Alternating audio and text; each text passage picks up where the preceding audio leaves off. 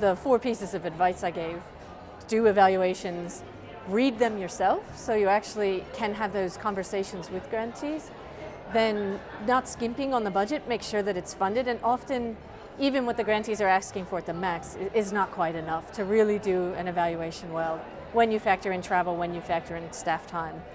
And the last is just learning and improving. So that might be convening groups of grantees to learn a bit more, people with similar interests. It may be learning yourself and meeting with other people who are starting on the funding journey. Just saying, okay, all of us local councils are just starting to think about this one particular activity or instance. How can we all learn, like that thought group where at the very end, a hotspot, somebody said, oh, I'm police and I'm interested in randomized control trial, and what's the ethics behind that? Great. Well, just about everybody has police operating in their area.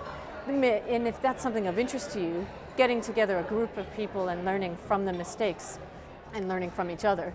And you might say, oh, okay, so it's doing it geographically, rolling it out by postcode slowly, so nobody's missing out in the long run.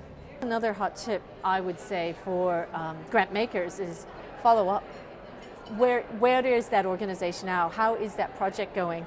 Was it worth it? And then learn from the trends that you're seeing. Maybe we should change the way we're thinking about that, or fund a different area, or fund more money so that it's going appropriately. I've only been in this job about 4.5 years, but I'm starting to call people 4 years later. Some grants that acquitted kind of average are doing really well 4 years later, and other grants that acquitted seemingly well, and I was like, oh, this will be an easy phone call. Organizations basically disbanded.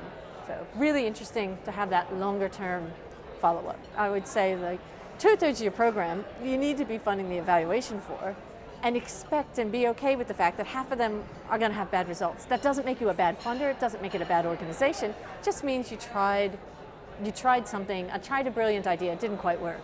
Learn from the mistakes. Oh, we needed more staff, we needed another caseworker, whatever the learnings are, and keep going. So don't assume just because somebody's outcomes aren't immediately good that the idea is bad.